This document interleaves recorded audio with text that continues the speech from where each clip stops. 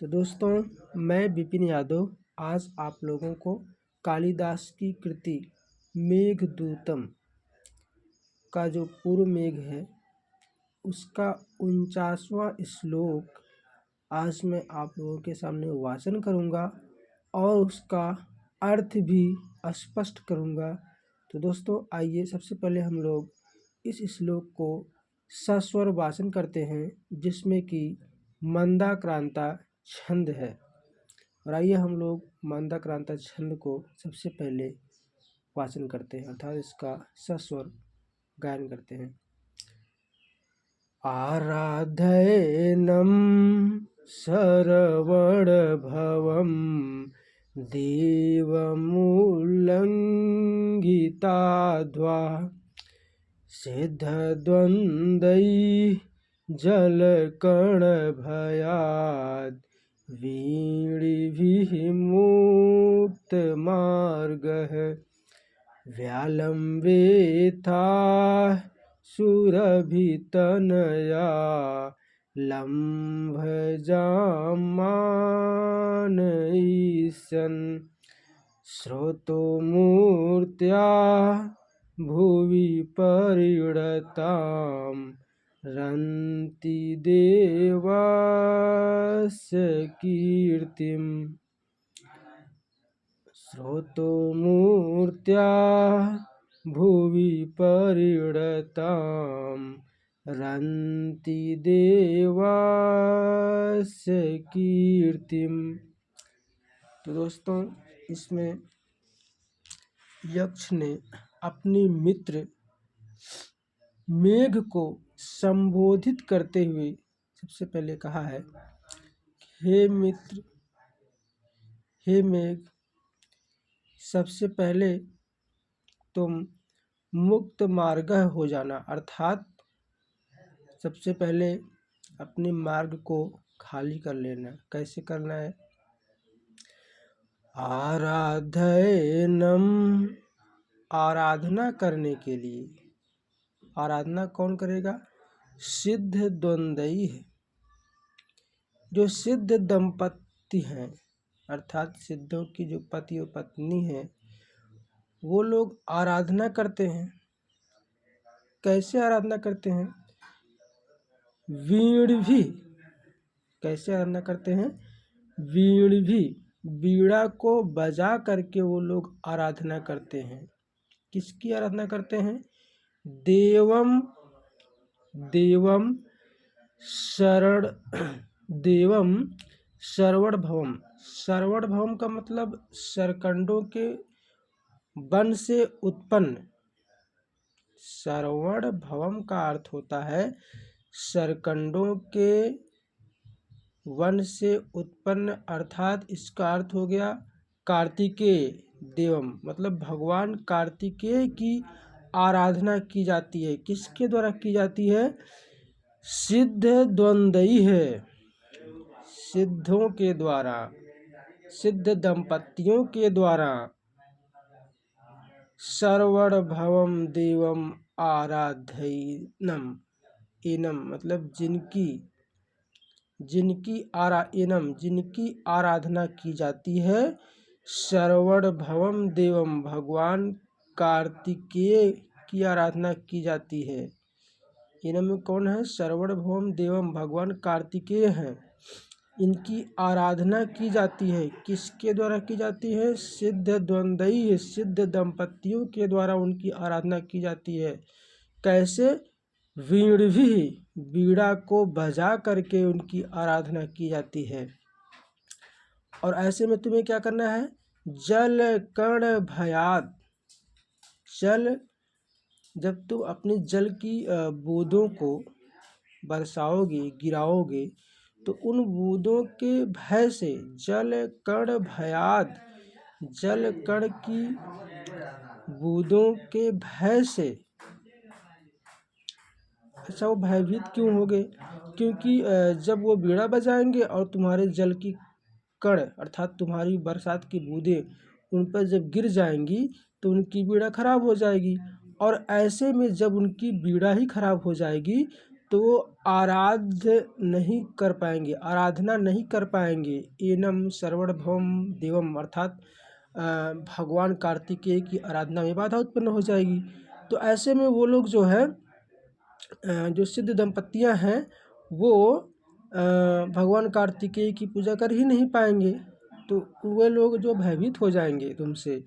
और मुक्त मार्ग है तुम, मेघ, मुक्त मार्ग विशेषण है मेघ का। तो तुम जो है मुक्त मार्ग वाले हो जाओगे, तुम्हारा मार्ग खाली हो जाएगा। और जब तुम्हारा मार्ग खाली हो जाएगा तो उल्लंघिताध्वा, तुम उस स्थान को पार कर लेना आसानी के साथ। जो है उल्लंघिताध्वा, तुम उस स्थान को, उस जगह से तुम आगे बढ़ जाना, उस स्थान से आगे निकल जाना। और जब तुम उस स्थान से आगे निकल जाओगे तो तुम्हें और भी कुछ काम करना है। और वो कार्य क्या है, वो आगे की 2 पंक्तियों में स्पष्ट किया गया है कालिदास जी ने। तो यक्ष ने आगे बताया, जब मुक्त मार्ग वाले हो जाओगे तुम, हे मेघ मुक्त मार्ग, हे मेघ जब तुम मुक्त मार्ग वाले हो जाओगे, उल्लंघिताद्वा उस स्थान को पार कर लोगे। पार किसको करना है, जहाँ पर सिद्ध दंपति अपनी वीणा के द्वारा एनम सर्वभौम देवम भगवान कार्तिकेय की आराधना करते हैं। तो उस स्थान को तुम पार कर लेना। और पार करने के बाद जब तुम आगे बढ़ोगे तो तुमको मिलेगी स्रोतोमूर्त्या, चर्मणवती नदी मिलेगी। स्रोतोमूर्त्या मतलब होता है चर्मणवती नदी। भूविपरीताम, जो धरती पर प्रवाहित होती है, ऐसी चर्मणवती नदी तुमको मिलेगी। और रंतिदेवस्य कीर्तिम, वो नदी राजा रंतिदेव की कीर्ति को बताती है। जो स्रोतोमूर्त्या है, जो भूवि परिताम है, वो रंतिदेवस्य कीर्तिम कथयति, वो राजा विदस्पुर के राजा रंतिदेव हैं, उनकी कीर्ति को जो है वो नदी बताती है, कहती है। तो तुमको क्या करना है, रंतिदेवस्य कीर्ति मानयिष्यन्, तुमको राजा रंतिदेव की जो कीर्ति है उसका सम्मान करना है। कीर्ति क्या है, स्रोतोमूर्त्या चर्मणवती नदी राजा रंतिदेव की कीर्ति के स्वरूप है। और तुमको उस नदी को मानयिष्यन्, उसका सम्मान करना है।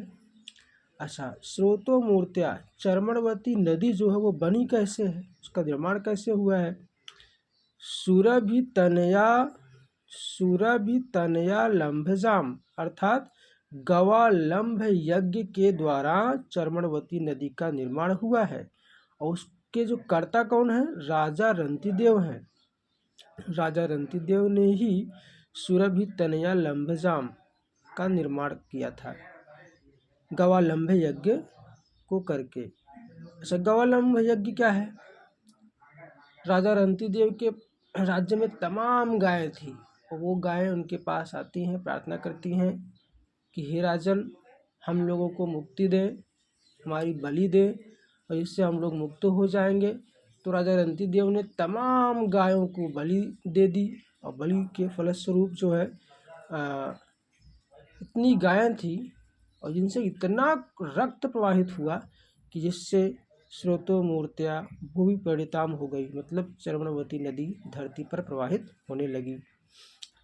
तो इसलिए मानयिष्यन् रंतिदेवस्य कीर्ति मानयिष्यन्, राजा रंतिदेव की कीर्ति का तुम सम्मान करना। और व्यालंबेथा, थोड़ा सा तुम उनके समक्ष झुक जाना। क्या करना, झुक जाना। तो आइए एक बार हम लोग इसका अर्थ फिर से स्पष्ट कर लेते हैं।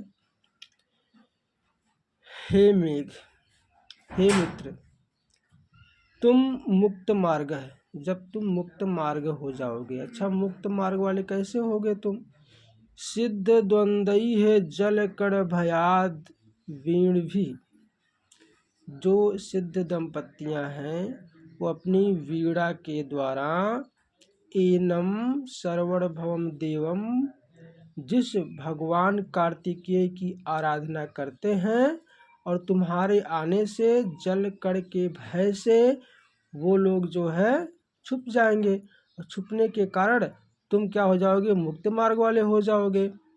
देवम उल्लंघिताध्वा, उल्लंघिताध्वा, और जब तुम्हारा रास्ता खाली हो जाएगा तो तुम वहाँ से आराम से उसको पार कर लेना। जब तुम पार कर लोगे तो तुम्हें मिलेगा स्रोतो मूर्त्या, मिलेगी चर्मणवती नदी। और चर्मणवती नदी जो है वो कीर्ति है, किसकी कीर्ति है, रंति देवस्य कीर्तिम, राजा रंति देव की कीर्ति के स्वरूप है, जो भूमि पड़ता है, धरती पर बहती है, धरती पर प्रवाहित होती है। उस नदी को जो है तुम व्यालंबे था, उसके सामने थोड़ा सा नतमस्तक हो जाना।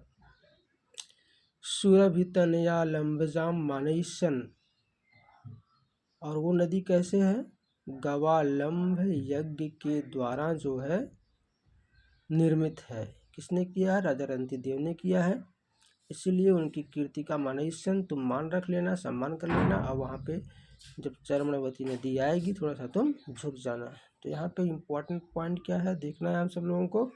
मुक्त मार्ग है विशेषण है मेघ का, मुक्त मार्ग जो है वो किसका विशेषण है, मेघ का विशेषण है। व्यालम वेथा, वी और आंग उपसर्ग है, वी आंग उपसर्ग है, लंब धातु है और विधिलिंग लकार है। कौन सा लकार है, विधिलिंग लकार है। चलिए हम लोग देख लेते हैं।